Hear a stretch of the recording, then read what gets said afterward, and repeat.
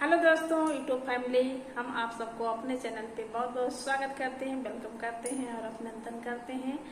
आज आप लोगों के बीच एक बहुत धमाकेदार सोहर पर का चुटकुला सोहर उठान गीत लेकर आए हैं। बहुत मजेदार गीत है, आप लोग जरूर पूरा सुनिएगा क्योंकि शादी विवाह तो एक सीजन में होता है, लेकिन इसका सीजन हमेशा रहता है। हाँ कि कब यानी कि छठी बरही हुए लागे तब सोहर उठान गावे पड़ जाए, कोनो पता नहीं ना। हाँ, इसका सीजन में होता है। हाँ, आप जन्माष्टमी पे भी गा सकती हैं इसको, आप सब जन्म पे भी गा सकती हैं इसको, क्योंकि ये हर सीजन में गाया जाने वाला गीत है, सोहर उठान गीत। हाँ, तो बहनी आप सब सुने कि देखें कि यानी कि जच्चा घरे से काव काव आवत है, साथे के आवत है, हाट बाजार जात है कि काव काव लेके आवत है, यही सब के ऊपर बहुत जबरदस्त गीत बा। आप जन्माष्टमी के ऊपर भी गा सकते हैं इसको, जब कृष्ण का जन्म होगा तब भी गा सकते हैं आप लोग। हाँ, आप लोग जरूर पूरा गाना गाइएगा और मजेदार गीत है, थोड़ा चुटकुला टाइप में है, आप सब जरूर पूरा सुनिए। तो अगर गीत पसंद आएगा तो चैनल को लाइक और सब्सक्राइब जरूर कीजिएगा और कमेंट के माध्यम से जरूर बताइएगा कि चुटकुला उठान गीत आप लोगों को कैसा लगा, अच्छा लगा या नहीं लगा। अगर नए जुड़ते हैं कोई तो चैनल को सब्सक्राइब जरूर कीजिएगा क्योंकि अभी बहुत छोटा चैनल है। हाँ, और हम लोगों का जो गाना पड़े आप तक पहुंचता रहे। हाँ, जब सब्सक्राइब किए रहेंगे तो डेली आपके पास मैसेज जरूर जाएगा, और सब्सक्राइब नहीं करेंगे तो आपको चुटकुला गीत सुनने को नहीं मिलेगा। तो आप लोग ज्यादा से ज्यादा सब्सक्राइब शेयर जरूर कीजिएगा। और आइए सुनाते हैं आप सबको चुटकुला उठान गीत। सजन बड़े रसिया सुना मोरी गोइया, सजन बड़े रसिया सुना मोरी गोइया, सजन बड़े रसिया सुना मोरी गोइया, सुना मोरी गोइया हो सुना मोरी गोइया, सजन बड़े रसिया सुना मोरी गोइया, सजन बड़े रसिया सुना मोरी गोइया।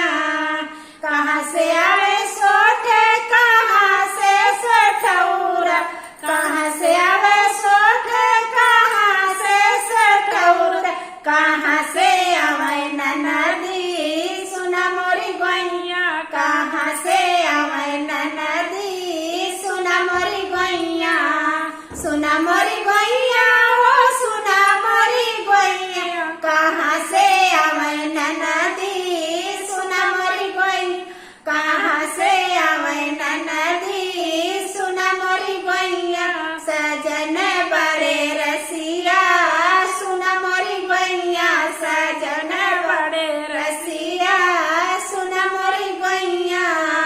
बाजार से आवे सोठे नैहरे से सठौरा, बाजार से आवे सोठे नैहरे से सठौरा, ससुर सावे ननदी सुना मोरी गोइया, नैहरे से आवे ननदी सुना मोरी गोइया, ससुर सावे ननदी सुना मोरी गोइया, सुना मोरी गोइया हो सुना मोरी गोइया, ससुर सावे ननदी सुना मोरी गोइया, ससुर सावे ननदी सुना मोरी गोइया। सजन बड़े रसिया सुना मोरी गोइया, सजन बड़े रसिया सुना मोरी गोइया। कैसन बासोठे कैसन बासठौरा, कैसन बासोठे कैसन बासठौरा, कैसे बाटी ननदी सुना मोरी गोइया, कैसे बाटी ननदी सुना मोरी गोइया, सुना मोरी गोइया हो सुना मोरी गोइया, सुना मोरी गोइया हो सुना मोरी गोइया, कैसे बाटी ननदी सुना मोरी गोइया, कैसे बाटी ननदी सुना मोरी गोइया, सजन बड़े रसिया सुना मोरी गोइया, सजन बड़े रसिया सुना मोरी गोइया। तीखा है सोठे या मीठा सठौरा, तीखा है सोठे या मीठा सठौरा,